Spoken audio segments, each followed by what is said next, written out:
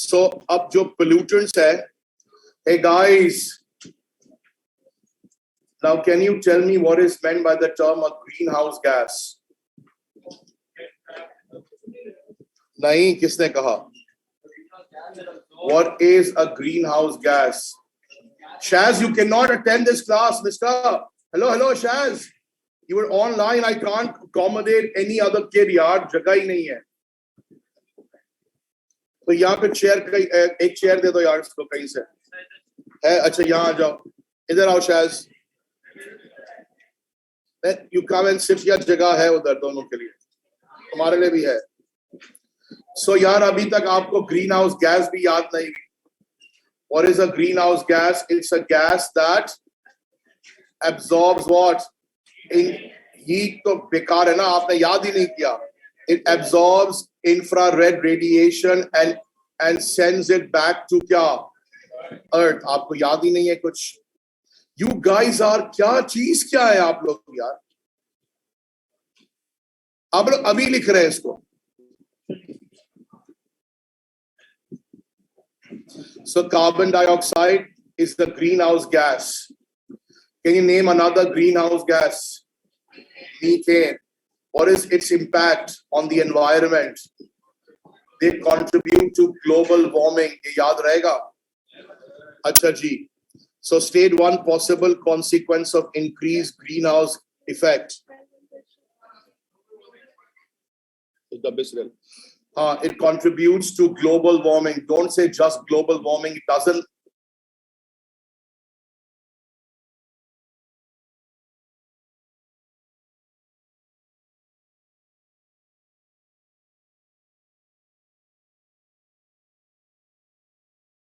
Matter under anaerobic conditions. ये एक number का ही होगा, लेकिन ये क्यों मिस करेंगे? आप पागल हैं क्या?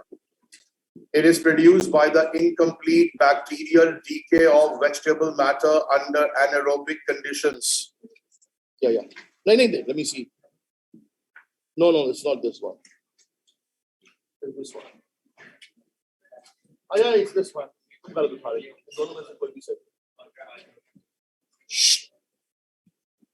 अच्छा, यहाँ क्या लिखा हुआ है? नहीं, वो कल वाला है. Carbon dioxide is given a greenhouse factor of 1. Other gases are given a greenhouse factor that is compared their effect with. Now देखो यार, जो लोग आज आए हैं सिर्फ simply because सर इमरान ने काम खत्म कर चुका है जो मुझे करना था, because I didn't want to. मैं नहीं चाह रहा था कि ये आखिरी दिन के लिए छोड़ा जाए क्योंकि ईद थी. So बहुत सारे बच्चों ने, मैंने देखा है, क्लासिक एग्जांपल है कि बहुत सारे मेरे स्कूल के बच्चे भी ज्वाइन किए हैं ज्यादा, with this hope that I'm going to tell them something, but I will never. Because I've done what I have to do in every class, like previous 4 classes. You understand? Because generally I do it on the last day, but I wasn't sure कि कोई आएगा नहीं आएगा. I didn't leave it क्या for the last minute कि मैं कराऊं, कैसे कराऊं? How can I do it? So और important इस तरह से नहीं है, जो मैंने आपको करके दिखाया है वो important है. It's not like क्या. Now the school kids were having fun, some of them. Not all of them. They were having fun with क्या रोजा नमाज. तो देखो जिसकी जो नियत है उसको उस हिसाब से अल्लाह उसका अजर भी देगा. पर ये तो फॉर श्योर है कि सिर्फ नमाजें और रोजे रखने से अगर केमिस्ट्री पास हो जाए तो फिर तो अलग बात है ना. लेकिन आपको दोनों में, दीन और दुनिया में बैलेंस करना था. तो जिन्होंने कर लिया वो कामयाब होंगे इंशाल्लाह. जिन्होंने नहीं किया उनके लिए हम दुआ करते हैं कि वो भी कामयाब हो जाए. ठीक है, लेकिन हम क्या करें, लेकिन इंसाफ ऐसे होता नहीं है ना. अच्छा जी, अब like I've seen a kid like my school और दूसरे भी जो यहाँ अब ऑनलाइन ज्वाइन किए डर के कि कल के लिए कुछ पता चल जाएगा. I can name them like online पे Saif Dedi and all. I think they have joined just कि कुछ पता चल जाएगा, but they missed every single class because sleeping in the morning से अच्छी चीज क्या होती है? शैतान यही बहकाता है, सो जा, नहीं तो सर इमरान आ जाएगा. अच्छा जी, अब यहां देखें. Why, excuse me, other gases are given a factor that is compared their factor with carbon dioxide. देखो कार्बन डाइऑक्साइड को फैक्टर 1 दिया है. अब यार 1 और इसका फैक्टर इज 30. यानी which one is more potent in absorbing IR radiations? कौन है जो ज्यादा खतरनाक है in absorbing IR? Methane. So, and how do we know? Examiner ने कहा है कि they are given a greenhouse factor of 1, but the others are compared. So they are given a greenhouse factor in comparison. यानी what's the standard? Carbon dioxide को standard बनाया है और others को आप कंपेयर कर रहे हैं. सबसे खतरनाक एब्जॉर्ब कौन करता है ग्रीन हाउस गैस? नहीं, chlorofluorocarbon. But why we are not much worried about CFC as greenhouse gas? बताओ.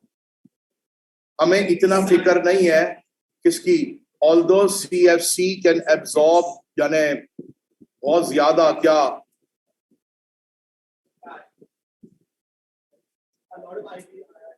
यार आपको यहाँ से कुछ समझ नहीं आता क्या? यहाँ पे टेबल में देखो why we are not worried.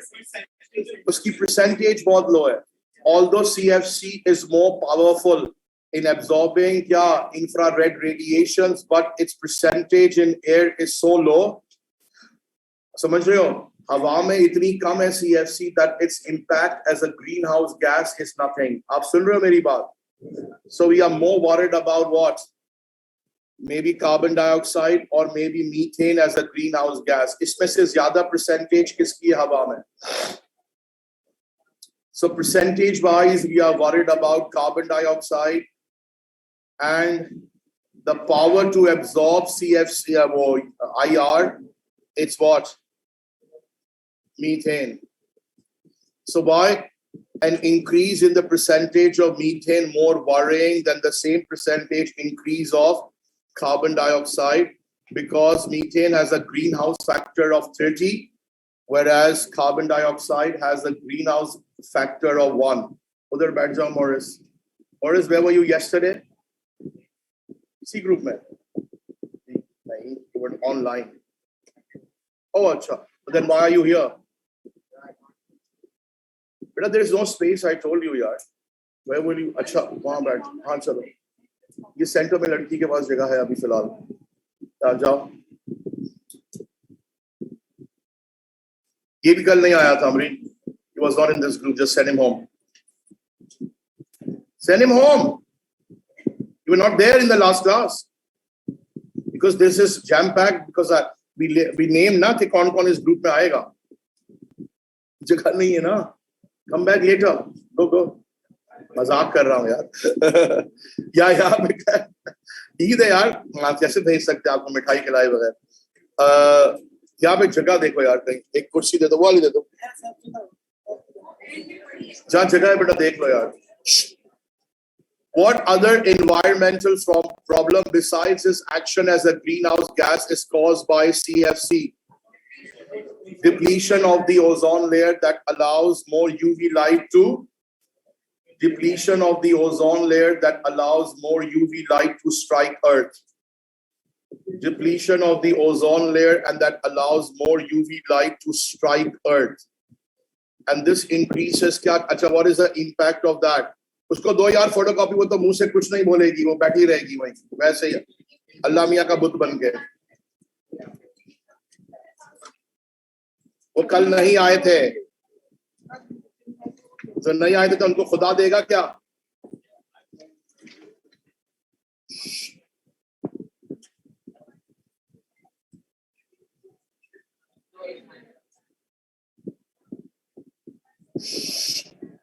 देख लें आप. चेक कर लें यार. और कौन है जिसको नहीं मिला?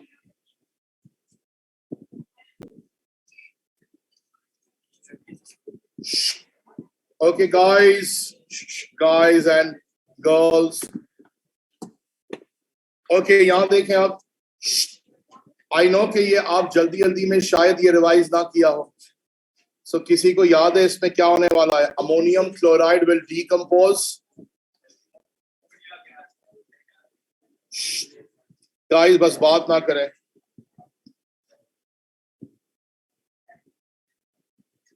अलीशा दे देंगे इफ्तार यार. अभी इफ्तार के बाद देंगे वो आपको ज्यादा जबरदस्त वाला बेटा।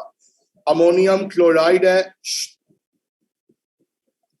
अब अमोनियम क्लोराइड जो है it will break down into guys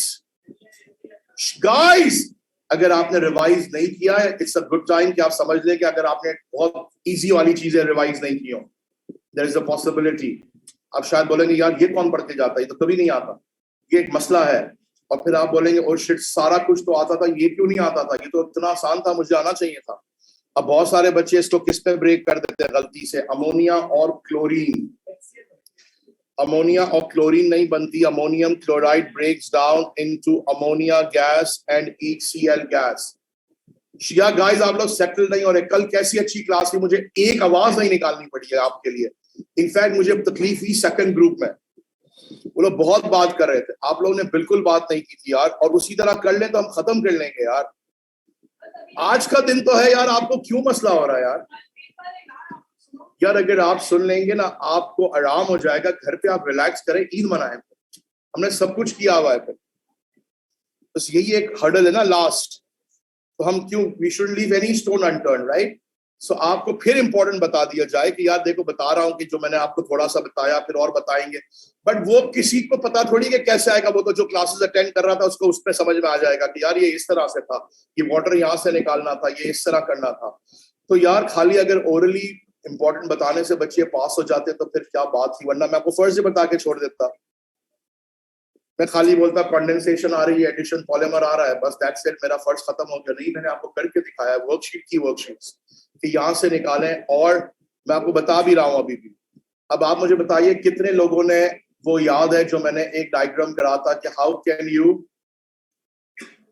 separating and identifying hydrolysis products of protein और starch.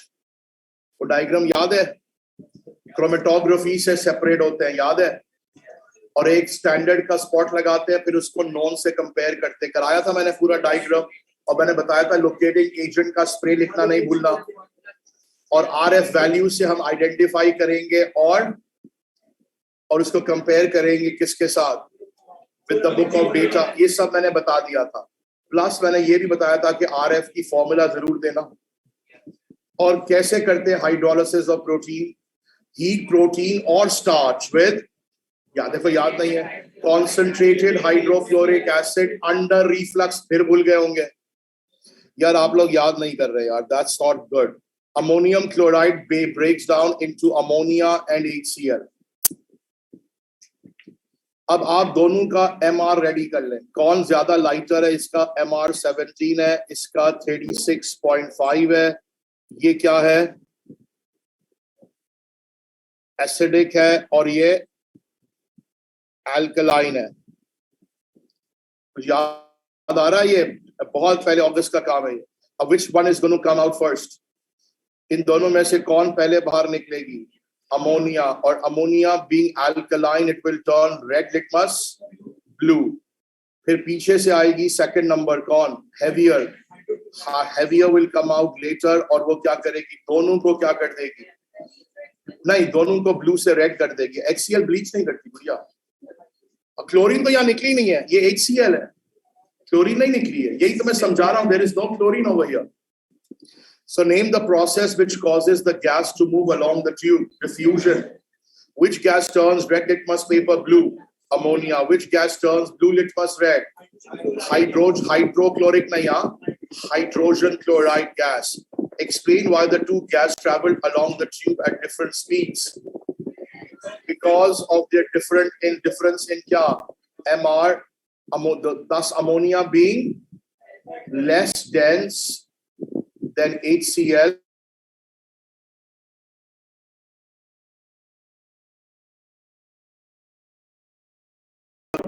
Yeah, and hence it आता है ना ये। ओके चलो फिर सही।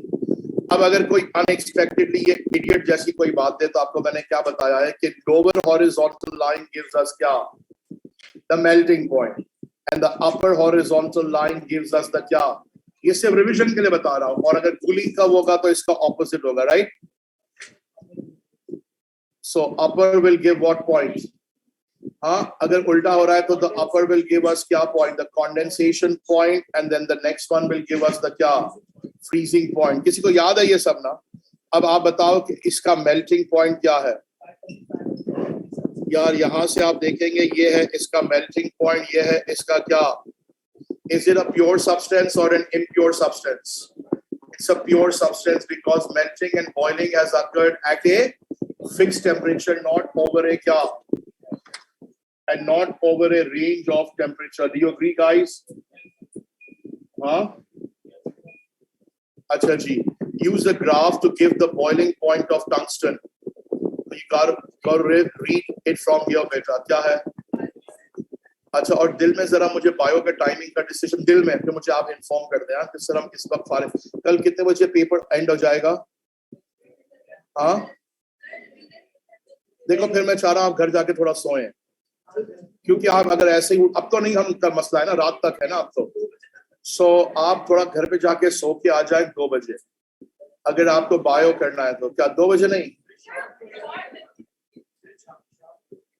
तो फिर एडीपी नहीं होगी कल, एडीपी भी करनी है दोनों। नहीं यार, पेपर 2 तो करना होगा गुड़िया, वरना तो मर जाएंगे आप। साथ बायो का तो आप सिलेबस देखेंगे तो आपको it's easier as a syllabus, but you cannot leave it ना कि आप कर लेंगे, अगर होता है ऐसा तो क्या बात थी। हाँ या शाम में रख लूं, 4 बजे रख लूं कि 3 बजे? बता दें यार, देखो यार बीच से बता दे ताकि मैं घर पे प्रेप कर लूं ना। मुझे प्रेप से मेरा मतलब ये नहीं कि मुझे कोई पढ़ना है, मुझे फोटो कॉपीज रेडी करनी होगी ना। 2 ओके, 2-2:30 यहीं पर होगी, क्योंकि बच्चे नहीं है ना, बायो का तो नहीं है हमारे पास ग्रुप, यहीं पर होगी। 80 या 90 होंगे, क्योंकि रजिस्टर तो इतना नहीं किया है, फिर हम पैसे क्यों जाया करें? वहां 90 कहाँ से दूंगा मैं? 200 रुपए लाएंगे, 90 तो 18,000 रुपए होंगे, तो वहां तो फिर 40,000 देने होते हैं पर डे, तो कैसे हो नहीं सकता ना। यहां देखें guys, so use the graph, और स्कूल वाले सुन रहे हैं तो हम कल 2 या 3 बजे से करना शुरू कर देंगे हर दिन तो फिर मॉर्निंग में चला जाएगा, बट लेकिन वैसे अब कल के लिए स्कूल को भी बता देता हूं, मैं आपको लिंक भेज नहीं रहा हूं, वही वाला लिंक काम आ जाएगा। Use the graph to give the boiling point of tungsten is this, वो तो मैं आपसे डिस्कस कर रहा हूं। How can we know that the substance is pure or impure? If melting or boiling occurs at a fixed temperature, it's pure, but if it occurs over a range of temperature, then it is impure. What is the importance of purity in everyday life? It is important in food stuff, in drugs. ये सब simple है बिल्कुल, कि ये क्या show करता है, आपने सिलेबस पढ़ा है, they give 1 or 2 marks right from the syllabus कि यार ये पढ़ के आया है कि नहीं सिलेबस। तो ये लिखा हुआ है कि फूड स्टफ एंड ड्रग्स की प्योरिटी के लिए बहुत इंपॉर्टेंट है। कौन?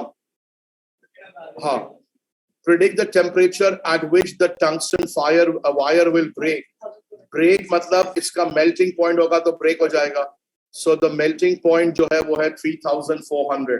अगर ये impure होता तो इसका ग्राफ थोड़ा क्या होता, टेढ़ा, there will be no constant क्या, हाँ लाज यार, या नहीं। अब आ जाओ, आप में से बहुत सारों ने शायद सोचा हो वाटर तो कभी नहीं आता। अब देखो वाटर पे पूरा आपको गटर लाइन लगा दी है, आई मीन पाकिस्तान की, और ये सारे सवाल आए हुए हैं। तो मैंने वाटर तो बहुत पहले करा दिया है, और स्कूल में मैंने करवाया था तकरीबन 1 महीना पहले, ठीक है, सही है। तो आपको ये याद हो तो मैं करवाऊं। हाँ, describe how the temperature of the river water will change. देखो जब डिस्क्राइब होता है ना, हमारे बच्चे ना घबरा जाते हैं। डिस्क्राइब तो दुआ करो हर सवाल डिस्क्राइब हो, क्यों खाली पैटर्न देखना है, और आपको नहीं, आपको ये और ये लिंक करना होता है कि इसको और इसको देख के बताओ कि क्या हो रहा है। तो आप लोग लिखें तो मैं अनस से आंसर पूछूंगा, आज देखूंगा अनस ने कितना इंप्रूव किया है। अनस एक स्टैंडर्ड आंसर लिखो बेटा, फिर मुझे पढ़ के बताओ। नहीं, तुम लिख लो पहले, और सब लोग लिखें ऑफ कोर्स, फिर अनस से हम पूछते हैं कि अनस ने क्या लिखा है। या हाँ, देखो हम है ना पैटर्न देखते हैं, तो फिर जो आउट ऑफ द पैटर्न होता है उसको इग्नोर करते हैं, वरना हम गलत गलत बताएंगे। कौन सा इग्नोर करना पड़ेगा फिर सही आएगा? बी को नहीं आप करो कंसिडर। यानी क्योंकि अगर आप सबको देखोगे तो फिर मसला होगा जी। तो नहीं, पहले तो क्या कर रहा है, एज द क्या describe how the temperature of the river changes as it flows. Initially it rises, हाँ फ्रॉम, और नंबर्स पिक करा करो please. Initially it rises from क्या 6 degrees Celsius, नहीं 6 degrees Celsius to 13 degrees Celsius and then it falls, है ना? हाँ, but overall नहीं पूछा उसने इस बार, देखो ओवरऑल नहीं पूछा। तो डिस्क्राइब क्या हुआ, इनिशियली इट क्या increases from 6 degree to 13 degrees Celsius and then it क्या falls. Fertilizer enters the river as it flows past the farmland. आपको याद है, this is actually taking you to क्या, to eutrophication. So क्या होता है, fertilizers are leached from the farmland, they end up into nearby rivers and lakes, याद है, and they encourage the growth of simple green plants called algae that grows rapidly, and when algae die they are decomposed by bacteria that uses up dissolved oxygen of the lake. और फिर क्या होता है, or then aquatic animals like fish will suffocate and die due to lack of oxygen, and this is called as eutro. It's a water pollution problem because of the fertilizers, nitrates, phosphates, sewage, detergents. Yes, अब नहीं, और अपनी मर्जी से आप क्या लिख के आते हैं, it is caused by mineral salt. That is so wrong. It is caused by fertilizer भी नहीं चलेगा. Fertilizers that have nitrates, phosphates. Eutrophication can also be because of sewage. Eutrophication can also be because of detergents that have phosphates. आ गया समझ में? Suggest the oxygen content of the water sample E. अब water content oxygen गिरेगी तो any value below 2 आप लिखते हैं, 12 sorry, 12 से कम जो भी हो, 2 लिखते हैं, 3 लिखते हैं, 4 लिखते हैं, any value less than 12, because हाँ 10 लिखते हैं भाई, 11 लिखते हैं, 9 लिखते हैं, 8 लिखते हैं। अब ये ना रेंज होती है, तो आप घबरा नहीं जाना एग्जाम में कि सर आपने ये नहीं बताया। यार आपको नंबर पैटर्न को थोड़ा सा समझना होता है और आंसर होता है। और 20-25 डिग्री की रेंजेस होती हैं, 20-25 की वैल्यू की रेंज होती है। देयर इज नथिंग टू घबराना, बस आपको क्या देखना है कि आपका ट्रेंड क्या है। और ऑक्सीजन क्यों गिरेगी आपको मैंने बताया। एक्सप्लेन योर क्या, अब आप बताओगे explain your reasoning. It is due to eutrophication, it's due to eutrophication. First the, अब हमको शॉर्ट करना पड़ेगा क्योंकि कितनी लाइन है सिर्फ यार, 2। सो बस एक पहले लिखा eutrophication, after excessive growth of algae the algae die. After excessive growth of algae the algae die. They are decomposed by bacteria that uses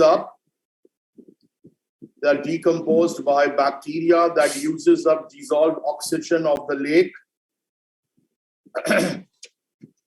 Aquatic animals like fish will what? They're decomposed by that uses up dissolved oxygen of the lake. That's it. That uses up what? Dissolved oxygen of the lake. Sample B was taken before and sample C was taken after waters was treated. B part 1. Any number less than 12 because oxygen is on the decline. Oxygen is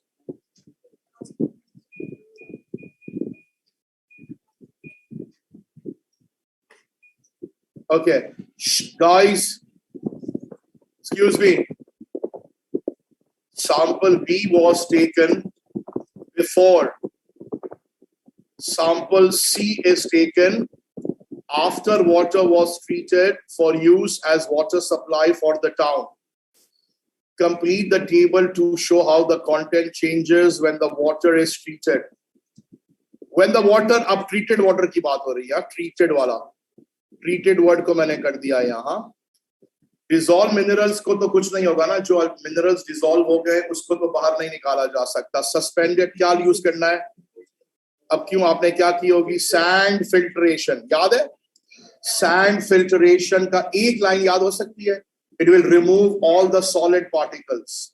sand filtration will remove all the solid particles. Dissolve oxygen को कुछ नहीं होगा, living microbes will decrease. And why the living microbes will decrease?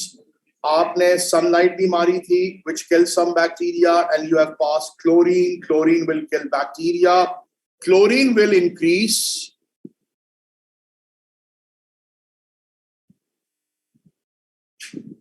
Yes. Good, Safan. I love you, beta. Amna, Safan, and Maham. And हमारे यहाँ से इतने सारे हैं, रायान, आयांस, ओ माय गॉड इतने सारे हैं। I love you all. और आप एक को तो मैंने गाना भी बनाया है, झुन्ने ना झुन्ने ना। अच्छा जी, ये सब मेरे लिए बहुत प्यारे हैं, लेकिन अगर कोई कल गलत पेपर करके आया तो हाथ के तारे नहीं है, फिर हाथ आएगा आपका। अच्छा, graph 1 shows how the average sun and all temperature of the earth Z at the earth's surface may have changed over last 150,000 years. Oh, 150,000 years. बच्चों बोलेगा oh shit, पता नहीं क्या पूछेगा। Graph 2 shows how the percent, ये लिख के नहीं आ जाना, मैं पैदा नहीं हुआ था। How the percentage of carbon dioxide in the atmosphere may have changed over the last 150,000 years. Okay, shit. It's not shit, बताओ क्यों? डिस्क्राइब में क्या लिखना होगा? ये बड़ा, ये नंबर यहां से लिया, फिर इस पे ये गिर गया, फिर that is easy, बट ऐसा नहीं पूछा है। Carbon dioxide is a greenhouse gas. Scientists think that an increase in the greenhouse gas will result in global warming.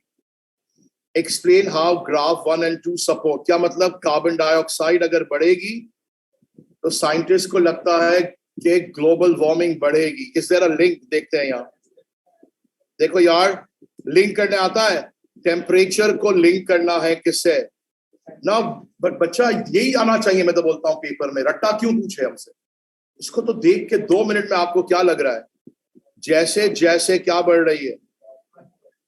Carbon dioxide बढ़ी, आप देखो टेम्परेचर बढ़ रहा है ना, हाँ है ना कि नहीं? तो ये तो आसान है। और फिर गिर रही है तो टेम्परेचर भी ड्रॉप पे आ रहा है? तो there is something about what, हाँ, तो क्या है? एज द कॉन्सेंट्रेशन है कि क्या है? As a percentage of carbon dioxide increases, there is a rise in temperature as well, कि नहीं? हाँ या नहीं? बल्कि the average temperature of the earth's surface also increases. That means, and the two graphs are similar in shape, right? कि नहीं? Roughly similar in shape, कि नहीं? ये देखो ये, हाँ, and the two graphs are roughly similar in shape. ये बढ़ा, ये भी बढ़ गया, है ना कि नहीं? Describe 2 consequences of global warming. Melting of the polar ice cap, that will cause a rise in sea level. Melting of polar ice cap, which will cause a rise in sea level, resulting in flooding of low-lying areas. Resulting in the flooding of low-lying areas. Or क्या है next consequence? Extreme climatic conditions. हाँ, या extreme बोलो तो बेहतर है, unusual से बेहतर क्या word है? Extreme word याद कर लो, underline the word extreme. Extreme climatic क्या conditions. और क्या होगा उससे? Some areas will face क्या? More rainfall than usual है, and the others will suffer क्या? Droughts, ये सब. Name was CFC and is also a greenhouse gas. Name one other greenhouse gas. देखो, we will always stick to क्या? 3 हो गई अब. Methane लेकिन पहले आनी चाहिए. Carbon dioxide should be first, not CCFC. So methane, और आप क्या लिख सकते हो एक और? Carbon dioxide. State the origin of the, इसलिए बेहतर है methane लिखो. अच्छा, और कार्बन डाइऑक्साइड भी लिख सकते हैं, लेकिन फिर आपको याद रहेगा कार्बन डाइऑक्साइड कहां से आएगी। देखो यार, बेहतर क्या होगा जो आपका डेली लाइफ की, देखो यार, हमेशा गिव ह्यूमन एक्टिविटी से जो आए, combustion of carbon compounds like petrol, इस तरह कंप्लीट नहीं लेकिन कंबशन वर्ड, ठीक है। और गाइस, लेकिन एग्जामिनर्स मोस्ट फेवरेट इज कि अगर आपने मीथेन लिखी है तो examiner loves methane as a greenhouse gas, और फिर क्या लिखना होता है, incomplete bacterial decay of vegetable matter under anaerobic conditions. Describe how the presence of CFC, मैंने मार्क कर दिया, in the upper atmosphere, काफी तो बहुत जरूरी है, increases. Describe how the presence of CFC in the stratosphere, कराया ना मैंने word, increases the amount of UV light reaching the Earth's surface. CFC destroys the ozone layer. CFC destroys the ozone layer. But actually, किसी को अगर याद हो कुछ थोड़ा सा, it's not actually CFC that destroys the ozone layer. It's the chlorine atoms. Iron नहीं. क्या होता है? C, अगर ये आपका क्या है? सपोज ये आपका CFC है, अब क्या होगा, in the stratosphere because of the availability of high energy UV radiations, किधर स्ट्रेटोस्फीयर में बहुत सारी क्या होगी, हाई एनर्जी यूवी लाइट की radiations, it will break the carbon chlorine bonds which are much weaker, and that will release what, chlorine atom, and chlorine atom is actually going to destroy the ozone layer. So the culprit is not actually the entire molecule of CFC, but just kya, chlorine atoms will destroy the ozone layer. It will allow more UV light to strike Earth. Likh liya? This allows more UV light to strike Earth. ठीक है?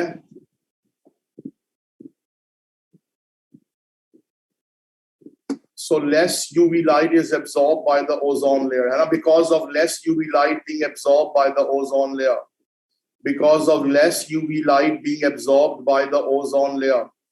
अच्छा, what will be the after effect? ये भी आया हुआ exam में, skin cancer incidents लिख लेना प्लीज, अगर याद ना रहे, यहाँ नहीं लिखना था, मैं रिविजन के लिए बता रहा हूँ कि it will lead to skin cancer incidents, can lead to eye disease like cataract, कि नहीं, बस ये दो काफी, अगर destroys ocean plankton, food chain will disturb, आपको बताया था मैंने।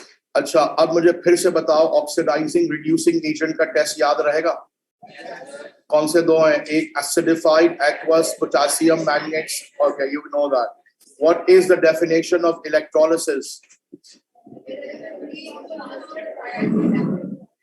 हाँ, पैसेज ऑफ डायरेक्ट करंट से हम क्या करते हैं, कंपाउंड इन एक्वस और molten state is chemically decomposed by the passage of what? अच्छा, अब यहाँ देखें, describe how the decomposition temperature depends on the metal in the reactivity series.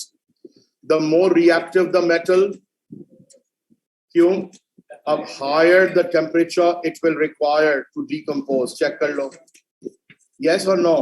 Which one is more reactive? Magnesium, calcium, which one? हाँ, yes. So आप देखो यहाँ पर सबसे ज्यादा इसको हीट चाहिए है to decompose. Barium needs higher temperature. Now, if barium needs higher temperature, that means it must be really, really क्या? It's more reactive. The number one is what? Barium. अगर मैं कहूँ वैसे ही अरेंज करो तो फिर कौन है नेक्स्ट? फिर स्ट्रोंशियम है ये वाला, फिर कैल्शियम, फिर मैग्नीशियम। तो इस तरह अरेंज भी करने आना चाहिए, क्यों, जितना ज्यादा रिएक्टिव होगा उतना ज्यादा क्या होगा, हाँ, तो द मोर रिएक्ट, कौन से क्या होगा, the more reactive the metal the higher the temperature is required to decompose its carbonate. ठीक है ना बेटा, the more reactive the metal, the higher the temperature it is required to decompose its what? Carbonate. or any carbonate when decomposed, it gives what? It gives metal oxide. Amreen है तो चली गई. Metal oxide plus carbon dioxide. अब ये है, what is the approximate percentage of oxygen in air? Can you, आप ना syllabus में एक बार देखें ना, पहले 20 था, अब मेरे ख्याल से 21 कर दिया है, ना 20, I think. Let me check. दोनों acceptable है, no problem, but let's check. मैं बता देता हूँ बाद में. 20 भी acceptable है, 21 भी है. Okay. What is the test for iron 3 ion? अब तो बता दो. अब अजीत, एक मिनट अजीत, अब तुमने एक और बात की ना. अजीत मेरे से नहीं, मेरे से तो तुम जितनी बात करो मुझे तो मसला नहीं. अजीत मुझे जरा जल्दी से ना आयरन 3 आयन का टेस्ट बता दो.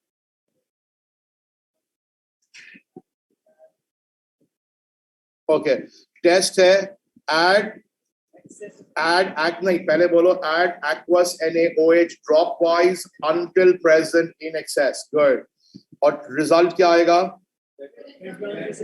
हाँ, रेड ब्राउन precipitate. अब तो मैं नहीं बता रहा ये, because it's the last date कि ये कैसे हुआ. एल्यूमिनियम सल्फेट क्यों ऐड करते? फ्लोक्यू. आपको याद है why we add पानी में aluminium sulphate? It causes flocculation. आपको वीडियो भी दिखाई थी मैंने आप लोगों को. फ्लॉक्यूलेशन में क्या था? Clumping of the smaller particle. और मैंने कहा था हार्वर्ड यूनिवर्सिटी ने ये रिलीज की है और हमारे पाकिस्तानी पठान बच्चे दिखाए थे, याद है? या वो आपको मैंने वीडियो दिखाई थी कि क्लम्प हो रहे हैं पार्टिकल्स, और रिवर वाटर को लिया था और उसमें एलम डाल रहे थे, फिटकरी. सो यार आपको याद रखना है what is the role of alum या aluminium sulphate in the purification of water. It causes flocculation. It causes smaller particles to clump together and settle at the bottom. यार हो गया यार.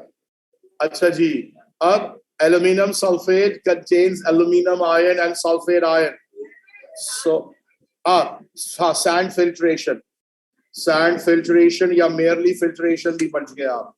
So how will you remove the suspended solids? Filtration, yeah, also called क्या? Sand filtration. अच्छा जी, अब आपके पास aluminium का charge भी दिया हुआ है, सल्फेट का चार्ज भी गिवन है. सल्फेट का 2 इधर आएगा, उसका 3 उधर जाएगा, 2 इधर 3 इधर. सो एल्यूमिनियम सल्फेट का फॉर्मूला हो गया Al2 bracket SO4 thrice. What are the following? Why are the following added during the purification of water? Carbon is used to remove substances with color pigments. एक mark तो काफी है. Yeah, odor and taste, and it also removes क्या? नहीं, यूं नहीं. I want this word जो syllabus में है, देखो यही मैं कह रहा हूँ. No, don't say toxic, toxic. It is used to remove substances with odor, taste. It also removes color pigments. Don't go beyond the syllabus. Carbon is used to remove substances with odor, taste. It also removes. बेटा तुम हाथ बांध के क्या खुतबा दोगे? हमारी तो हो गई है नमाज. तुम क्यों नहीं लिख रहे हो? तुम हाथ बांध के क्या करने वाले हो? या अय्युहन नासु, क्या क्या बताओगे कि केमिस्ट्री दो ए ईमान वालों? क्या carbon is used to remove. But तुम हैंडसम तो लग रहे थे, यूं बैठते हो, बड़े बड़े बाल, लेकिन फतवा तो नहीं दे सकते ना इतने बड़े. नहीं दे सकते, बड़े बाल तो मौलवियों के भी होते हैं. क्या होता है? तो carbon is used to remove substances with what? Odor and taste. It will also remove color pigments. What is why chlorine is used? Don't say it is a disinfectant. Don't say it is antiseptic. It kills bacteria, nothing else. It is used to kill bacteria. It sterilizes water, but please, because it kills bacteria.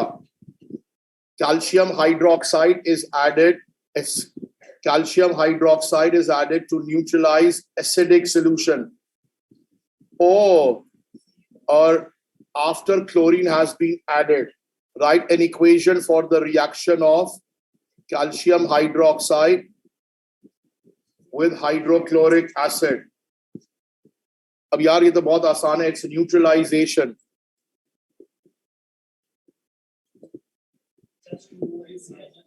Calcium hydroxide plus HCl. Yeah, good. So calcium hydroxide plus HCl gives calcium chloride plus क्या? ठीक है. अब आपको ionic neutralisation की ionic के लिए सोचना ही नहीं है. मैं अगर कहूं ना benzoic acid is reacting with something, तब भी आप कुछ ना सोचे. एसिड वर्ड हो तो क्या लिखा? H plus.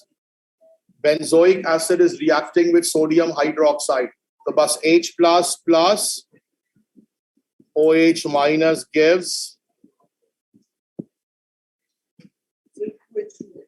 नहीं, वो तो फिर 2 2 2 कट जाएगा ना. हाँ उधर होगा.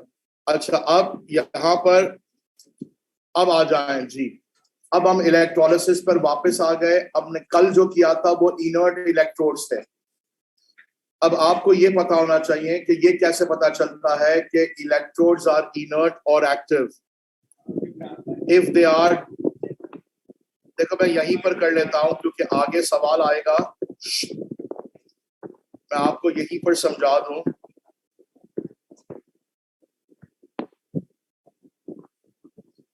गाइस मैं फिर एक दफा डायग्राम के थ्रू आपको रिवाइज कर दूं.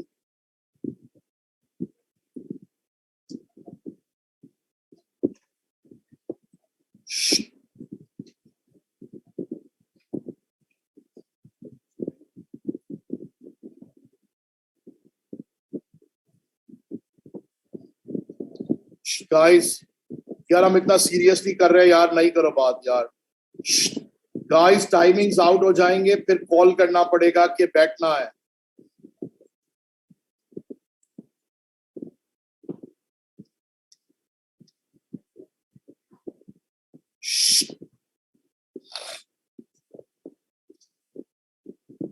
Guys excuse me.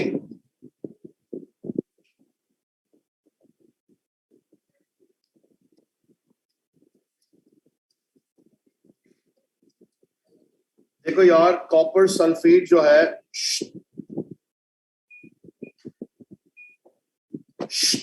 गाइस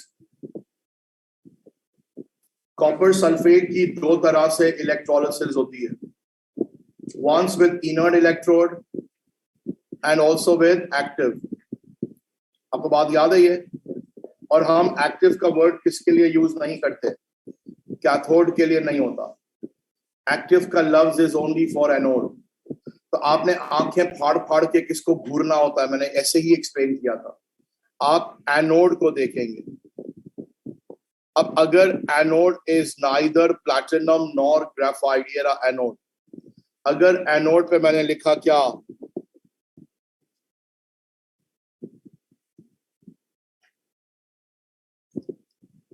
अब ये है कॉपर लिखा हुआ है. और आपको कैसे पता it's anode? It is connected to the positive terminal of the battery, है ना. मैंने आपको फ्यूल सेल कराया था, दोनों सवाल करा दिए थे जो पास पेपर के थे, याद है आपको? आपको वर्कशीट, आप लोग तो दो बातें करते थे. कौन कौन? You and you both were talking all the time in the class and through out all the classes. तुमको अगर नहीं किया है तो मुझसे पूछ लेना, ज़ारा के पास वर्कशीट में है. मैंने दोनों सवाल करा दिए थे फ्यूल सेल के, एडवांटेज डिसएडवांटेज मैंने वापस करके दिखाया था पूरा. किसी को याद है? जिसने घर पे पढ़ा है, मैंने आई स्वेयर मैंने कराया था पूरा. आप प्लीज देखें उसको. अच्छा और इलेक्ट्रॉन कहां से कहां जाते हैं? इना क्या इलेक्ट्रोकेमिकल सेल याद है? ओके. अच्छा कॉपर है और इधर लेट से क्या है? कॉपर. और इधर क्या है? Copper sulphate. अच्छा बेटा हमें किसको देखना है? आप कैथोड को नहीं देखेंगे. आप तुम बताओ कौन बैठी है तुम्हारे साथ? अजीत. What's her name? नहीं अजीत के बराबर में. या what's your name? Faima, Natalia. हाँ नतालिया, कैसे पता चलता है कि anode is active? Excellent. So it is neither platinum nor graphite, then it is what? Active. So ये कॉपर लिखा हुआ है तो ये एक्टिव है. अब बात सुने, हमारे पास आयंस क्या है? Copper ions, sulphate ions H plus, और अब यहां देखें गाइस, एक्सक्यूज मी, कैथोड पर तो सारा नॉर्मल है, अच्छा है. कैथोड पर all the things are normal and everything is okay. जो नॉर्मल होता है, इसमें से कौन जीत जाएगा?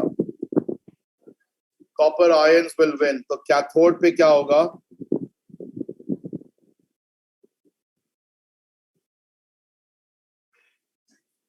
कॉपर आयन क्या करेगा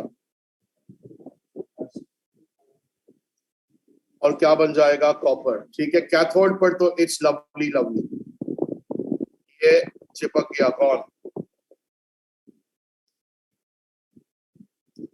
अब ये दो आयंस का मसला है. एनोड पे जो मसला है ना एक्टिव में, वो एनोड पर है कि ये दोनों आयंस अप्रोच तो करेंगे एनोड को, बट इनमें से कोई भी डिस्चार्ज नहीं होगा. नॉर्मली कौन डिस्चार्ज हो जाता? OH. अब कोई भी दोनों में से डिस्चार्ज नहीं होगा, बल्कि एक अजीब सी बात होगी कि क्योंकि एनोड एक्टिव है तो एनोड खुद ही क्या होना शुरू हो जाएगा. ये पूरी रॉड कॉपर की है,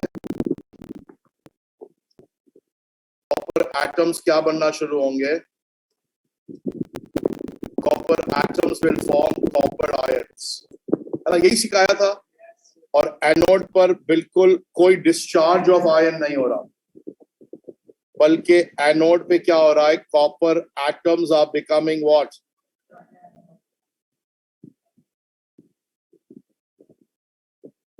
ठीक है, ये हो रहा है ना. अब आप मुझे बताओ, why there is no colour change? यहाँ पे ब्लू सोल्यूशन रिमेन्स ब्लू. सिर्फ ये लिख लो इसका reason, why blue will remain blue. जी, ये खाली लिख लो कि the copper ions that are discharged at the cathode are replaced in solution by those, लिख लो please, the copper ions that are discharged at the cathode are replaced in solution. Copper 2 ions that are discharged at the cathode are replaced in solution by those that are produced at the anode, are replaced by those that are क्या? अब यहां देखें, उसी का एक हमारे पास एक छोटी सी झलक है. The diagram shows a cell for purifying copper. Is it an active anode example or not? Yes, because here are anode, or anode is active. So this is an example of active anode. Describe what would you observe during the electrolysis and write the equations for the reaction. So what would you observe during the electrolysis? The mass of anode decreases and that of cathode increases. है ना? The mass of anode decreases and that of cathode increases. Pink copper deposit तो होगा, लेकिन एक और चीज है, insoluble impurities called anode mud will settle at the क्या? Bottom. क्योंकि इसमें जो कचरा होता है वो नीचे बैठ जाता है, याद है. और सिर्फ कॉपर एटम क्या करता है? हाँ, bottom of the anode. That's absolutely correct. This is called क्या? Insoluble impurities called anode mud will settle at the bottom. So from time to time the anode mass will decrease, but the cathode mass will increase, and all the impurities will settle below. Insoluble impurities called anode mud will settle at the bottom of the anode. लिखना होगा.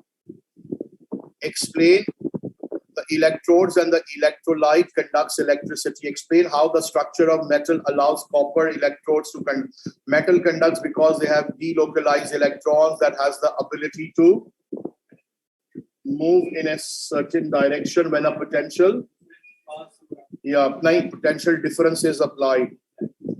Explain why solid copper sulfate. देखो मैंने आपको 50 बार बताया है, solid का मतलब ये ionic compound है, और अगर solid है तो ions cannot move, है ना कि नहीं?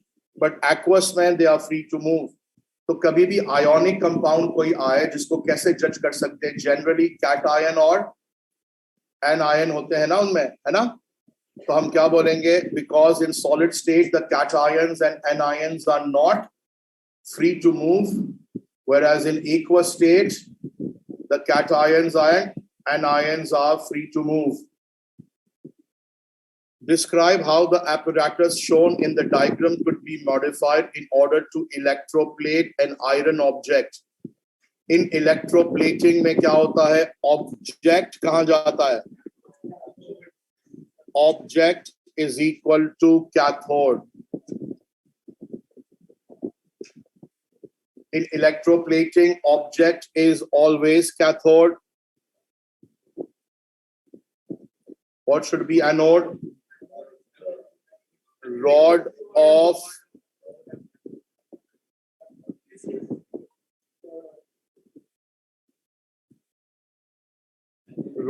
plating metal, जिसकी plating करनी है उसकी rod anode होगी.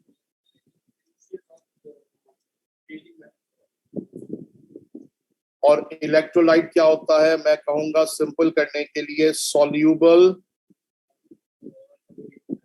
of anode, है ना? जिस मटेरियल का एनोड होगा उसका soluble salt, और it's always better to pick nitrate.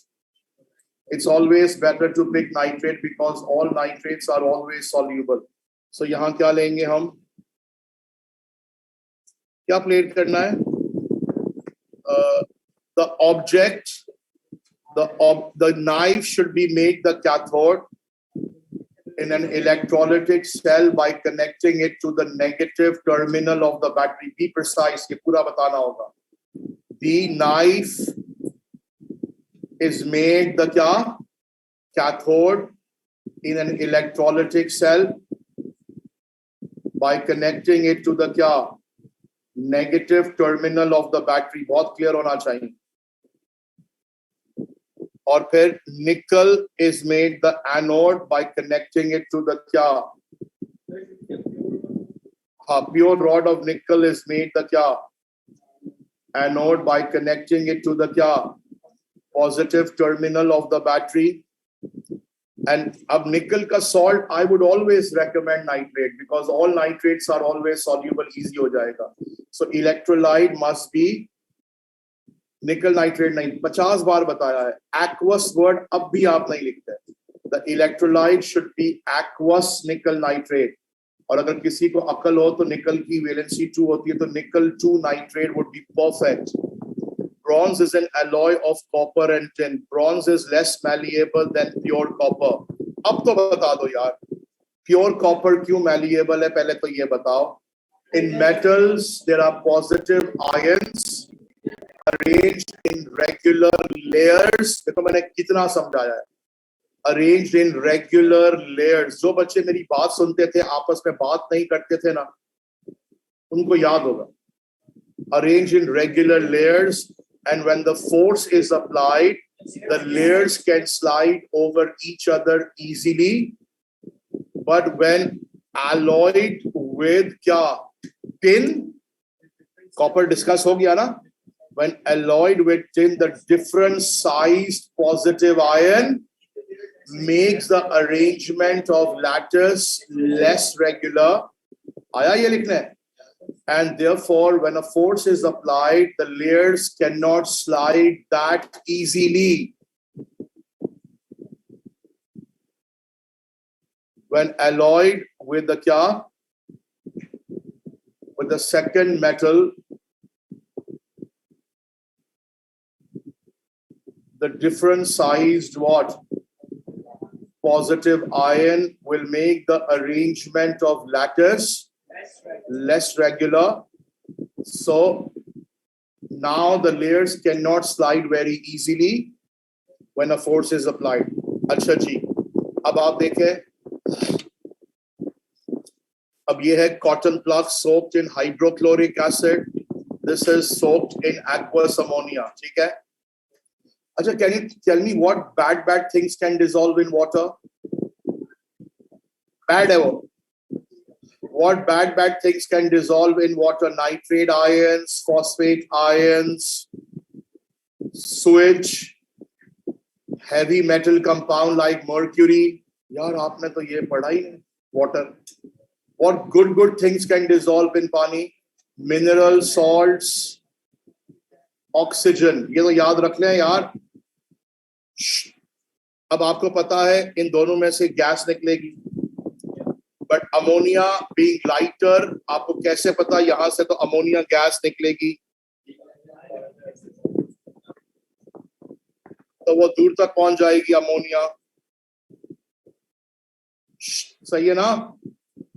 क्योंकि अमोनिया का अगर आप एमआर निकाले तो एमआर क्या है? 17. और HCl का अगर आप एमआर निकाले तो क्या है? अब ammonia being less dense covers what? More distance. यार तुम सुधर जाओ भाई, यार छोड़ दो यार, पढ़ लो, कल पेपर है यार. अब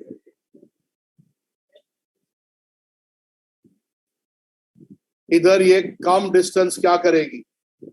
क्यों? Why it covers less distance? It's भारी, it's heavier. आपको बात समझ में आ रही है? और फिर जहां ये मुलाकात करते हैं वहां व्हाइट डिपॉजिट बनता है. आता है आपको ये? कैसे बनता है? Ammonia gas reacts with HCl gas, और फिर क्या बनता है? ये वाला H इसको मिल जाता है.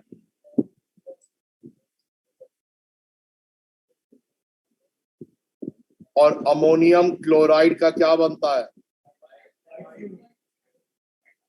व्हाइट डिपॉजिट बोलोगे. हाँ,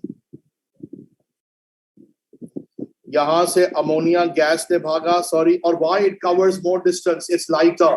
Why this covers less distance? And where they both meet, they make a white. After a few seconds, a white fume is seen. चलो सही है. At point X, name the compound formed at X. Ammonium chloride. Using kinetic, ये बहुत important है. कोई एक का KPT. Using kinetic particle theory. Explain this observation. Kinetic particle theory को involve करना है. First, there is क्या? Evaporation of ammonia from the wool. पहला point. Evaporation of ammonia from the wool. And evaporation of what? Hydrogen chloride from the wool. फिर क्या होगा? And these molecules would be moving randomly.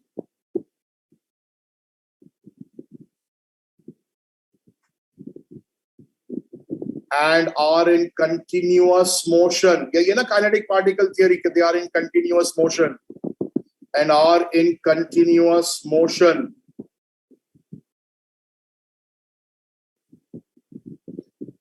क्या क्या word जो आप नहीं लिखेंगे, आप सीधा शुरू हो जाएंगे कहां से? वो लाइटर है, वो हैवी है, जिसपे केपीटी नहीं आएगा. केपीटी के लिए पहले क्या लिखना होगा? हाँ बोलो. Evaporation of liquid. और कोई और भी लिक्विड हो, जैसे जनरल लिक्विड हो कोई. मेरे पास नो नहीं है ना उसका, कहां से आएगा? इससे हो गया. फिर ये लाइट नहीं हो गया, ऑफ करके ऑन करना होगा ना. जब तक ये ऑफ करके ऑन कर रहा हूं. अच्छा,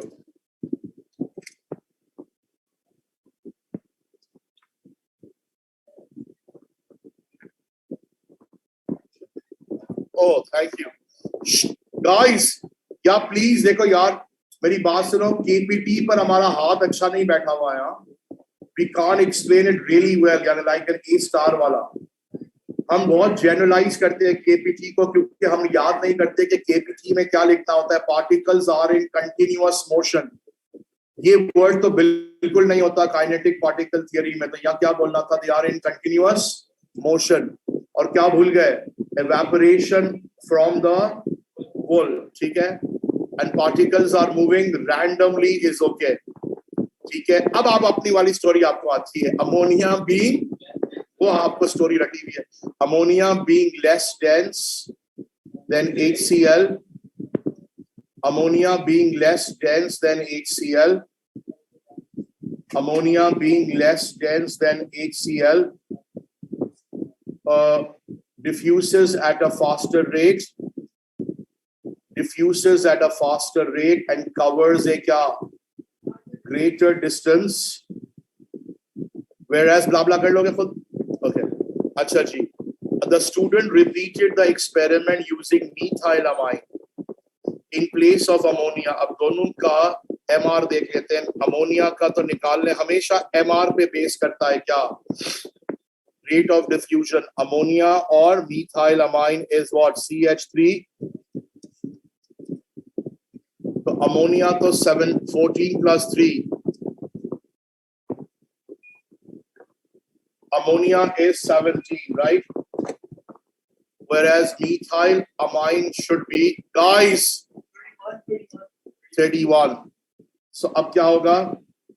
अब क्या बोलेंगे आप दोनों का MR, क्योंकि डिफ्यूजन का मतलब ही क्या है कि you have to look at the MR और MR के बाद डिसाइड करना होगा. तो आप देखो मीथाइलमाइन का MR ज्यादा है, अमोनिया का MR कम है. CS बेटा थोड़ा सा प्लीज. अब ये दोनों का MR जब आपने कंपेयर किया तो आपको क्या लग रहा है बताइए? ये हैवी हो गया ना, डेंसर है. So हम क्या बोलेंगे? methylamine is denser than ammonia. Methylamine is denser than ammonia, so it will move क्या? Slower than ammonia. Methylamine is denser than ammonia, so it will diffuse slower than क्या? Ammonia. और आप बता दो because of its lower क्या? MR. आप MR code करोगे. Because of its lower, higher MR. Because of its higher MR. सही है ना? अच्छा, अब इसी पे बेस्ड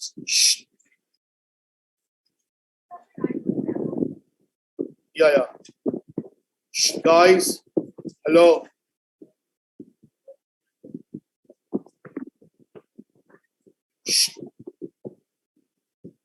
अगर गाइस यार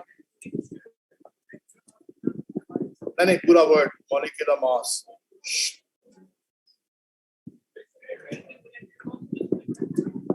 relative molecular mass.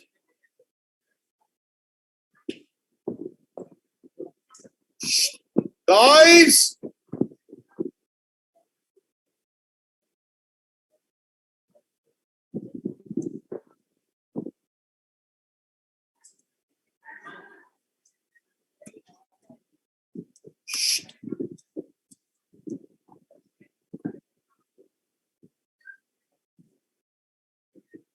एक मिनट दे मुझे.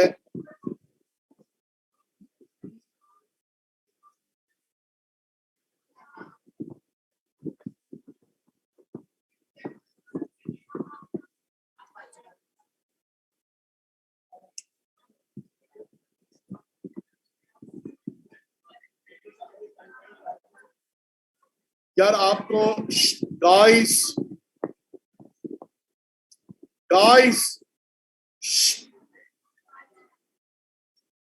यार एक्सक्यूज मी.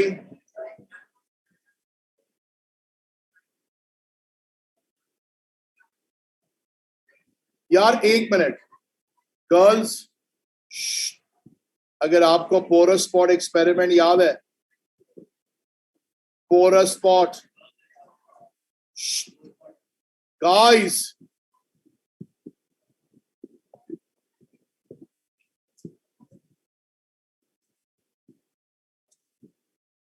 गाइस देखो यार, यार भाई आप जाए घर यार, लड़कियों को पटाना है तो बाहर जाए यहां से यार।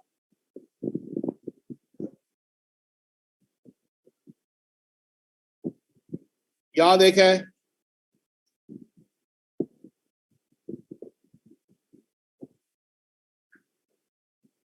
किसको याद है ये वाला?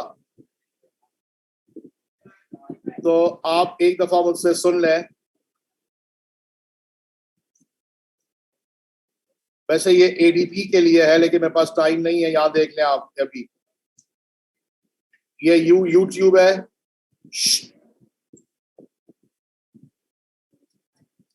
अब आप बताइए इसको क्या बोलते हैं? Why it's called porous spot. और मैंने बताया था ये क्या है? मर्क्यूरी भी हो सकता है। अच्छा जी, अब अगर अंदर है लेट्स से मीथेन और बाहर हाइड्रोजन है, अब आप बताइए हाइड्रोजन और मीथेन। मैंने आपको हमेशा क्या सिखाया था? पहले आइडेंटिफाई कर लो कि दोनों में से लाइटर कौन है।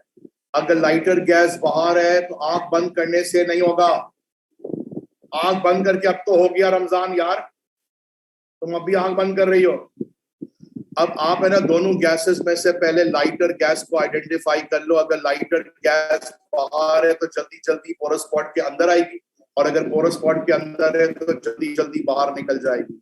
अब आपने बोला हाइड्रोजन का एमआर कम है तो वो लाइटर है, ये भारी है, उसका एमआर 16 है, तो जल्दी जल्दी hydrogen will diffuse into the pot faster than air can come out, sorry methane can come out.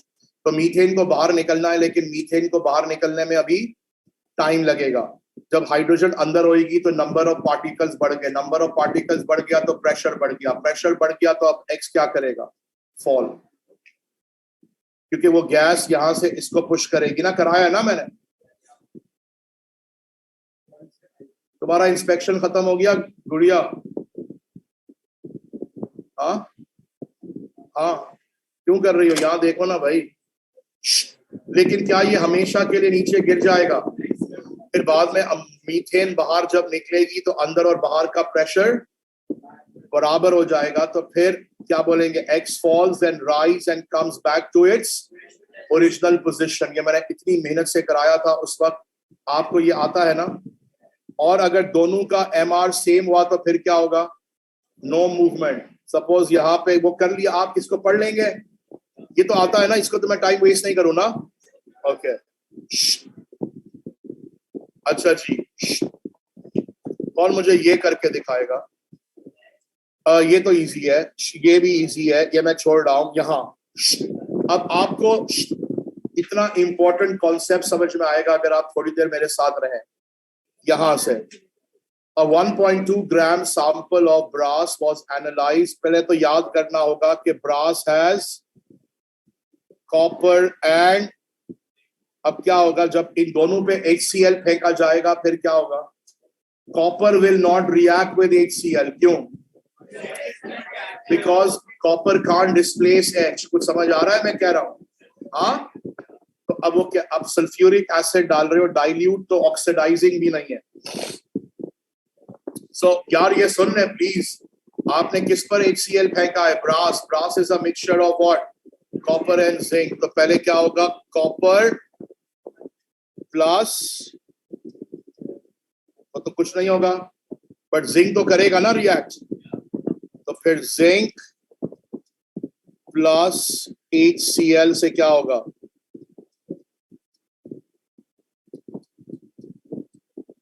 So zinc plus HCl will give zinc chloride and hydrogen। Do you agree guys? बेटा सही कह रहा हूं? अब इसमें आप क्या डाल रहे हैं? Na। अब अगर आप इसमें NaOH डालेंगे तो अब क्या होगा बताओ? Double displacement, compound compound double displacement होता है। अब तो सही है ना? अब बार बार इंसान दिखाए तो नहीं ना पॉजिटिव नेगेटिव। तो ये रहा पॉजिटिव, और क्या बनेगा? White precipitate of what? But that dissolves in excess, है ना? अब एग्जामिनर कहेगा there is a pink solid left behind. What is that pink solid? Copper. Why there is a pink solid left behind? Because copper can not react with dilute sulfuric because copper can't displace it.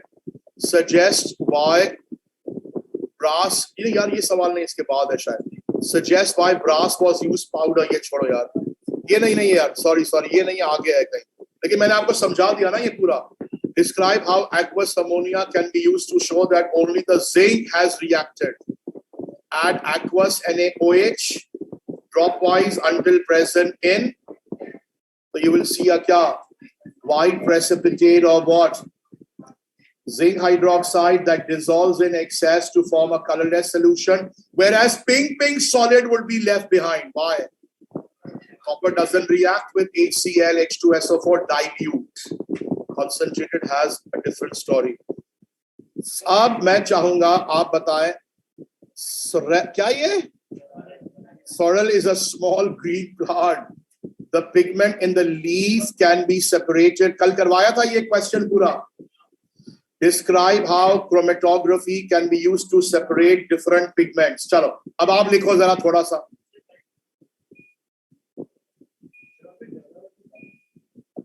हाँ, अगर यहाँ जगह नहीं है, अच्छा diagram बनाए, चलें जल्दी करें, जल्दी.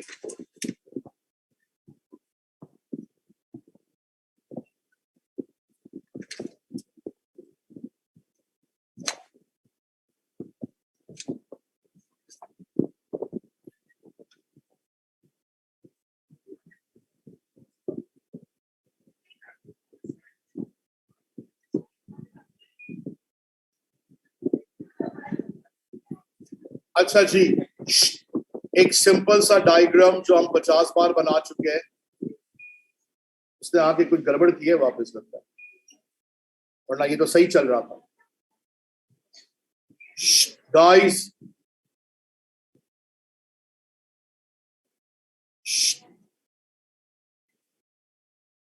एक चीज सही करते हैं, दो चीज खराब कर देता है. अब यहां देखें, एक पेपर बनाया. Guys,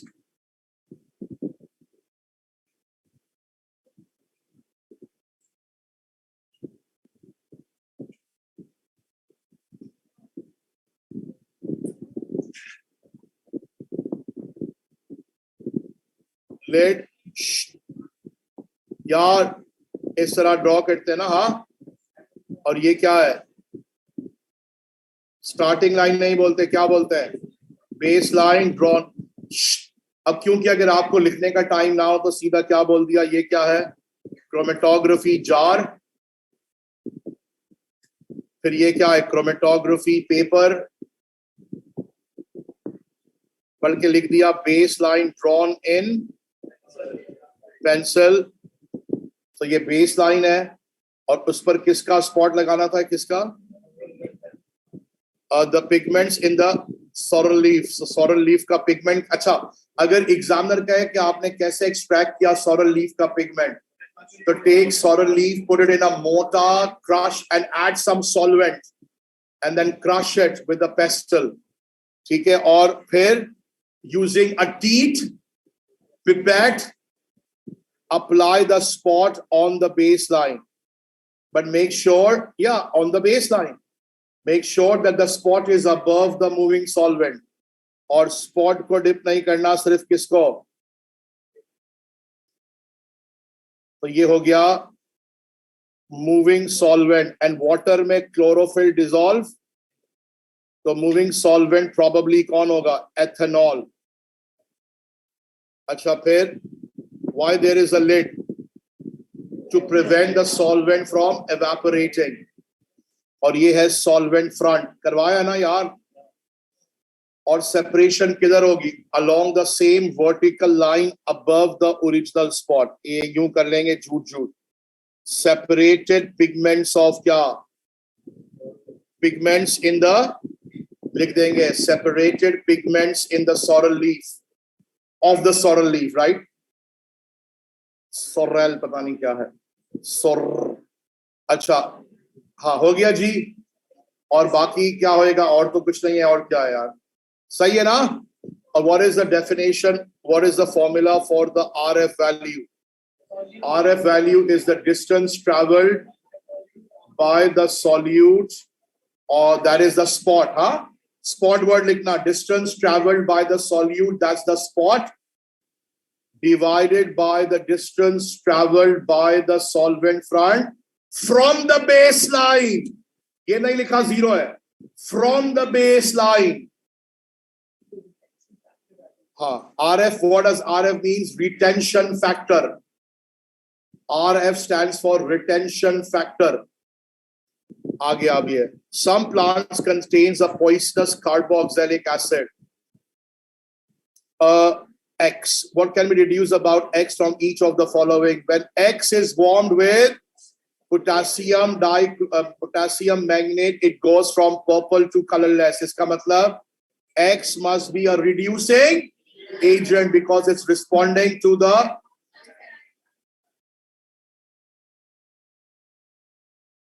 aqueous bromine is not decolorized.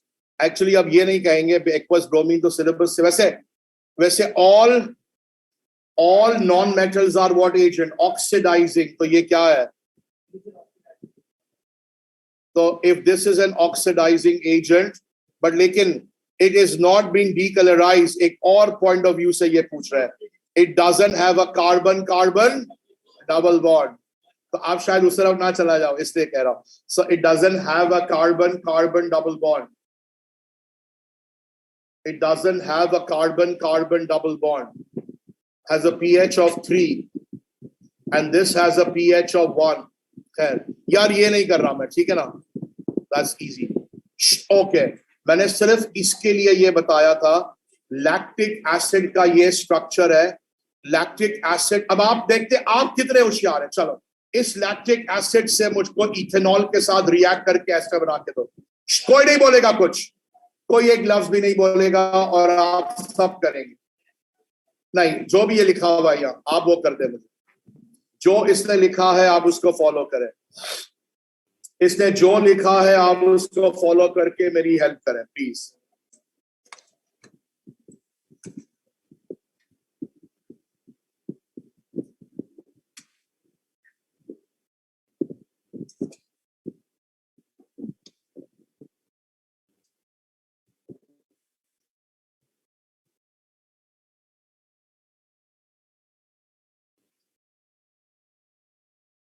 Girl बेटी, तुमने पूरा क्या करना है? लिपस्टिक से नहीं होएगा काम मेरा गुड़िया, जल्दी. अरे भाई दावत तो मेरे को ले जाओ ना. क्या बिरयानी है कि नहीं है ये बात करो बस. बिरयानी है कि नहीं है बस. एक पैकेट मेरे को भेज देने का, जल्दी करें बेटा.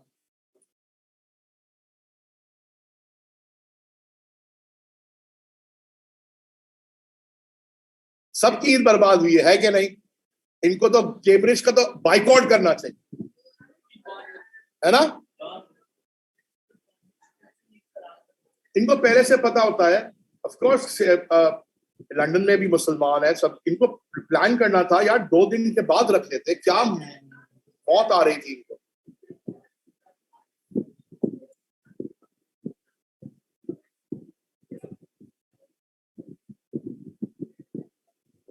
ईस्टर पे रखे ना, फिर देखते हैं कैसे शोर मचता है पूरी दुनिया में. यहां पे देखें लैक्टिक. यार आप लोग पहले खुद कर सकेंगे. देखो हाँ मैं 10 सेकंड दे रहा हूं. नहीं, क्योंकि अगर तुम्हारा गलत वाला मेरा दिल दुखेगा तुम खुद चेक करो, ठीक है ना? And I don't want you to perform badly in the exam. You just check. अगर गलत अगर सही हो तो मुझे यूं कर देना, वरना नहीं. I don't want कि मैं तुम्हें बताऊं गलत और मेरा दिल दुखे. अच्छा मेरी बात सुनो, अब मुझे दिल नहीं हो रहा. Guys, hello guys, all of you. आपको ये पता होना चाहिए एस्टर में 2 फंक्शनल ग्रुप को आप देखेंगे, बाकी को इग्नोर करेंगे. इधर क्या है? आपको इथेनॉल से रिएक्ट करना है तो इसको भूल जाए. Let's focus only on this area. बस the rest of the molecule will stay the क्या किस तरह से, क्योंकि एस्टर और एस्टर किससे बनता है? जब अल्कोहल और acid. This is the acid part और अल्कोहल पार्ट तो अभी आ रहा है, ठीक है ना? एम आई करेक्ट? सो देखो मैंने क्या कहा, मैंने कहा यार जैसा लिखा हुआ है बाकी सबको मैं वैसा ही लिख देता हूं, लेकिन इसको ओपन कर देता हूं वरना समझ नहीं आएगा। और प्लस क्या करना है इसके साथ, C2 और 50 बार कहा OH कहां रखो, आसान होगा करना, लेकिन आप लोग बात नहीं मानते हो। एसिड लूजेस, अल्कोहल लूजेस, बस खत्म। अब जो बच गया लिखना है किस तरह, वैसे ही लिख दो, कोई बात नहीं। CH3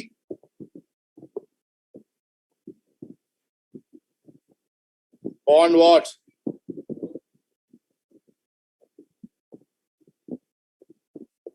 बॉन्ड COO और C2H5। अब इसको आप चाहो तो स्ट्रेट लिख सकते हो, ये वर्टिकल है ना, हॉरिजॉन्टल कर लो। अब आप इसका स्ट्रक्चर बना लोगे ना। अब CH3 कैसे होगा,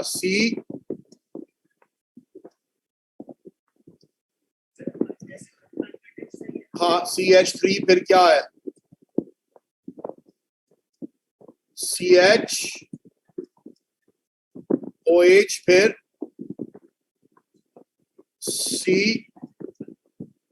COO फिर। वैसे आपसे सही बात बताऊं, एग्जामिनर ने इस पर भी फुल दे दिया, बोला ये भी कोई कर नहीं सका था। C2 what, सही है, good. So that's the answer. Condition बहुत मुश्किल से याद की बच्चों को, नहीं। Few drops of concentrated sulfuric acid is the catalyst and heat the reaction mixture, बस। अंडर रिफ्लक्स भी जरूरत नहीं, लेकिन लिख तो कोई बात नहीं। There is no temperature requirement for esterification. Heat under reflux नहीं, heat the reaction mixture is better. So what are the two conditions for esterification? Concentrated sulfuric acid as a catalyst and heat the reaction mixture. Temperature specific मत लिखो तो बेहतर है, heat the reaction mixture. But अगर आप चाहो तो any range is right, 60 लिख सकते हैं, 100 भी लिख सकते हैं, 200 तक अलाउ है। बट लेकिन आप बोले हीट द रिएक्शन मिक्सचर, या आप डाल दें टेम्परेचर, ठीक है, 60 डिग्री डालना है, 80 डिग्री डालना है, डाल दें, ठीक है। हाँ लेकिन गूगल पे सही होगा फिर, ठीक है। हाँ जी, बस कॉफी मिल जाए, बाकी हम देख लेंगे। अरे सही हुआ, नकली के नहीं, झूठ नहीं बोलना, सही हुआ। हाँ जी बेटा, बेटा वो दोनों देखो ना, फिर वो असल चीज तो ये है, असल तो ये समझना था है, बाकी फिर स्ट्रक्चर तो यू कैन ड्रॉ ना। आगे जाएं क्या रुक जाओ?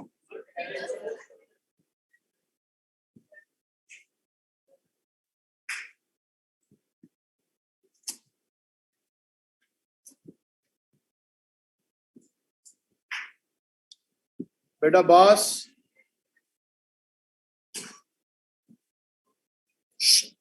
अब बहुत जल्दी यार, मैं कॉफी मुंह में डालूंगा तो मुझे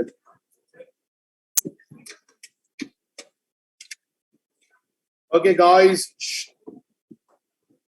अब यार ये वाला कौन जीता कौन हारा should be easy for you. अब इन दोनों में से कौन, यार देखो यार, अगर आपने बातें करनी है ना तो यार मेरा घर भी है ना, मैं कोई बेघर तो नहीं हूं ना कि मैं कहूँ आप मुझे अपने घर ले चलो। हाँ, और घर में हो मुश्किल तो दफ्तर ले चलो, तो मैं ये तो नहीं कह रहा हूँ, मेरा भी घर वेट कर रहा है, हम लोग भी जाना चाह रहे हैं, ये लोग बेचारे यार, आप देखो इन लोग सब में आपके साथ है ना, आप बात कर रहे हो, दैट्स सो बैड यार। हम जिस काम के लिए आए हैं बस उसके अलावा कोई काम नहीं, वर्क नो वर्ड। अच्छा जी बेटा, इसमें से कौन विनर होगा? हाइड्रोजन नहीं, कॉपर सिल्वर गोल्ड किसी को जीतने नहीं देता, तू गांव से आया है। कॉपर सिल्वर मर्क्यूरी हमेशा जीतते हैं, कॉपर इज द विनर। तो कॉपर की डिस्चार्ज फॉर्म क्या होगी? कॉपर आयन की, तो यहां हो गया कॉपर। इधर कौन जीतेगा? Sulphate, right? ओह अच्छा अच्छा अच्छा भाई, ओए जीता तो क्या मिला, तुम वो क्वेश्चन ढूंढ के रखो, वो जो मैं इस पे कहा है पता है ना? हाँ तो मिल गया ना, मुझे याद दिलाना, ऐसा नहीं मैं वही भूल जाऊं। ऑक्सीजन, गाइस सल्फ्यूरिक एसिड में कौन से आयन्स होंगे? अच्छा H+ 2 बार नहीं लिखते, हाँ लिखो तो भी फर्क नहीं पड़ता। गाइस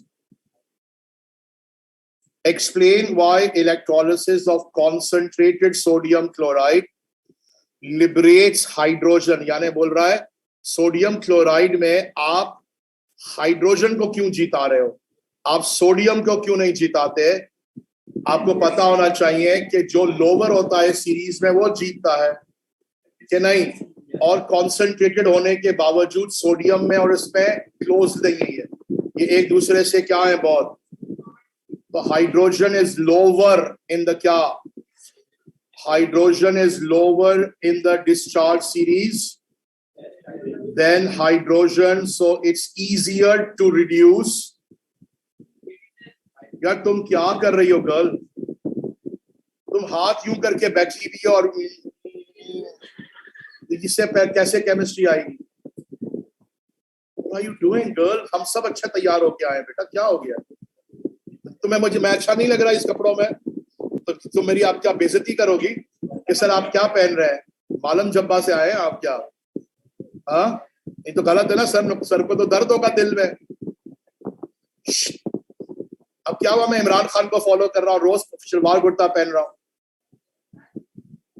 अच्छा जी, एक्सप्लेन व्हाई, यार आप सुन नहीं रहे, फिर लिखने नहीं आएगा स्टैंडर्ड आपको, तुम तो बिल्कुल नहीं सुन रहे हो,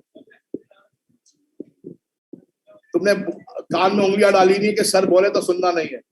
बिकॉज ऑफ क्या, because hydrogen is lower in the discharge series than what, so अब हाइड्रोजन और सोडियम को रिडक्शन करनी है ना, red cat, so it's easier to reduce hydrogen ion than sodium ion, it's easier to reduce, ये line नहीं आती आपको, it is easier to reduce hydrogen ion than sodium ion. हाँ या बट लेकिन reduce word नहीं मिस हो। The electrolysis of dilute sodium chloride liberates oxygen at the anode. Suggests why concentrated will release chlorine. नहीं, हाँ chlorine, concentrated में chlorine क्यों निकलती है? हाँ, this is called selective discharge of ion. This is called select, या मैंने क्या वर्ड किया था, preferential discharge of ion. This is preferential discharge of ion. And the concentration of chloride ion is greater than क्या? And the concentration of chloride ion is greater than hydroxide ion.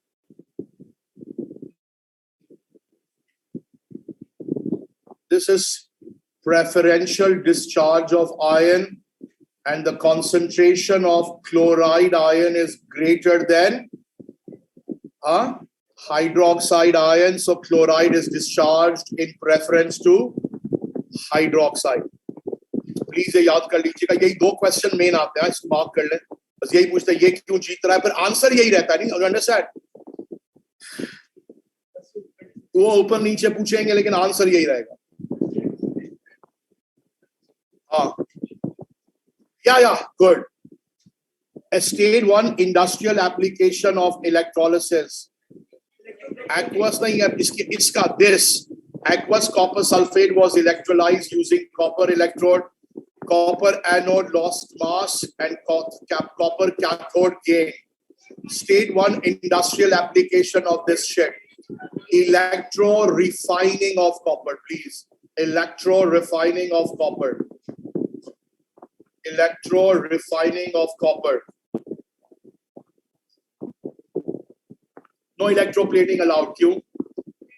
वो बोल रहा है this this. अच्छा, अब कभी कभी हमारे बच्चों को डेटा हैंडलिंग आती है. Use the info how the each of the variable will affect the mass of copper form. अब जब आप टेम्परेचर चेक करो ना, तो दूसरी चीजें कांस्टेंट हो, फिर मास देखो. टेम्परेचर चेंज करना है तो यहां से यहां चेंज हो रहा है.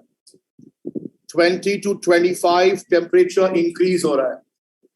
But make sure all the other factors other क्या हो यहाँ. करंट भी 2 रहेगा, 2 रहा, 2000 ओ मास पे कुछ नहीं हो रहा. तो temperature doesn't affect the mass. Temperature doesn't affect the mass of copper form या जो भी है. अब करंट देखते हैं. अब करंट चेंज करेंगे तो बाकी चीजों को क्या रखेंगे कांस्टेंट. कहाँ है current changing.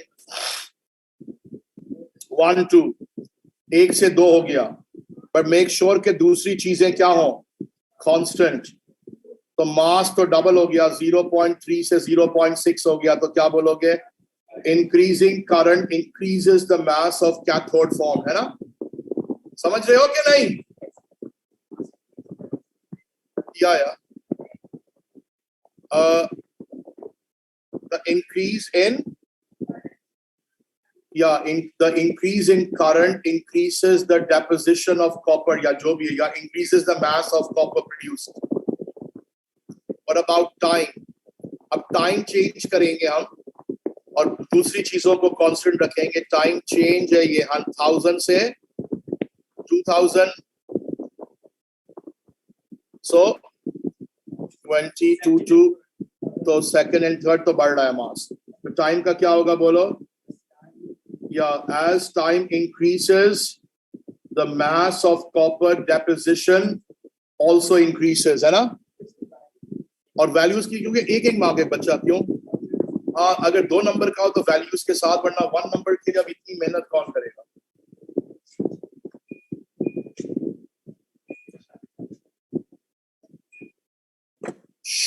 Excuse me. A technician spirit ये कराया है मैंने.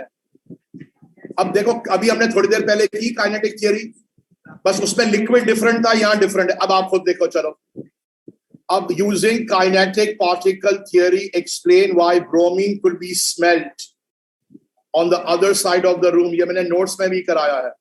जगजीत अजीत सब कोई भी जल्दी से लिखो, वरना अब मैं अभी दोनों बाप आपको बुला रहा हूं. इसका जमील मुंडा जवान हो गया है, इसके बाप आपको बुलाओ. अजीत का नंबर लाओ. अजीत का अम्मी अम्मी आपा को बोलो इसके माँ बाप का नंबर दे. मैं खुद इससे बात करता हूँ. अच्छा जल्दी. और मुंडे जल्दी कर.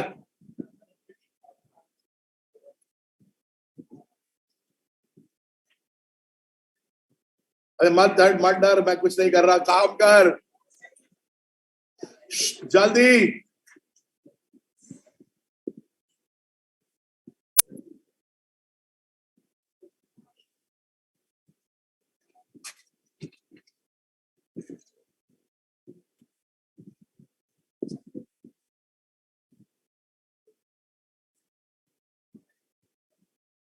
सबसे पहले क्या होगा. The liquid bromine evaporates. The bromine liquid यहाँ the molecule of bromine evaporates from the surface. तो है नहीं यहाँ सारा surface है. अच्छा ओके. अच्छा अब बात सुने. अच्छा underline the word molecules of bromine. Molecule word particle. Kinetic particle theory में पार्टिकल का नाम तो बोलोगे ना. पार्टिकल 3 होते हैं, एटम, आयन या क्या molecule. The molecules of bromine evaporate as they overcome the क्या. Particle is very good. Or evaporates as they overcome the क्या intermolecular forces. Yeah, intermolecular forces and break free from each other. These particles are in continuous motion. These particles are in continuous motion. diffusing from overall from an area of higher concentration to lower concentration.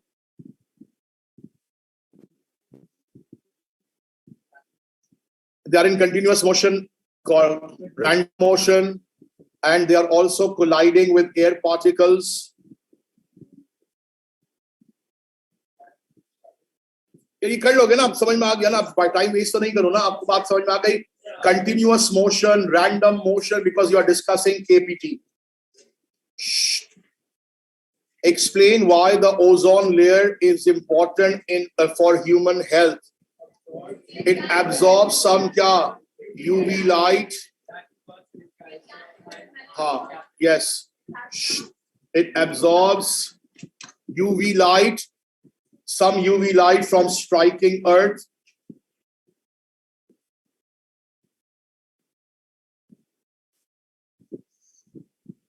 तो फिर क्या होगा उससे? This reduces skin cancer incidence. It absorbs. अच्छा यार UV नहीं लिखना होगा. You cannot write abbreviation. मैं बार बार UV कह रहा हूं, ऐसा नहीं आप भी लिख के आ जाएं. Ultraviolet पूरा लिखना होगा. Ultraviolet radiations. It absorbs ultraviolet radiations, and therefore less UV. मतलब सही है ना? Strikes Earth. Because UV can cause excess UV can cause excess, not वैसे तो UV आती है अर्थ को वार्म करती है. So but क्या बोलोगे? But excess UV light increases the risk of skin cancers and can cause eye disease like cataract. कराया है ना यार? अच्छा अब मुझे एक बात का जवाब दें.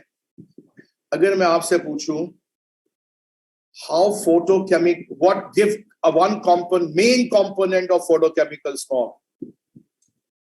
ये तुम क्या बोलते हो यार? component बच्चा, component. सबसे पहले ओजोन को लिखना. ओजोन पान आप भूल गए. देखो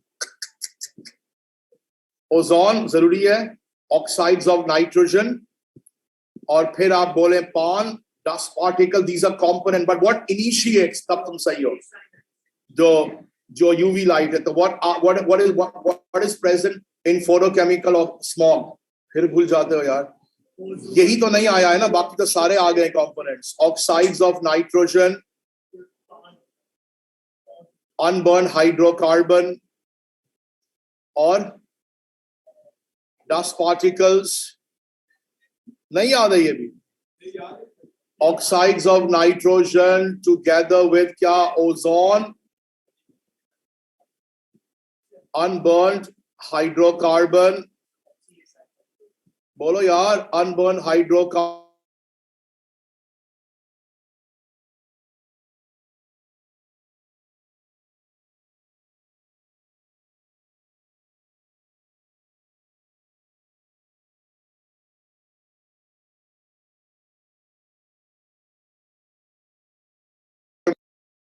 अब what is the चलो harmful effect of photochemical smog? One liner बताओ. It's a respiratory irritant, can cause asthma, or it destroys rubber.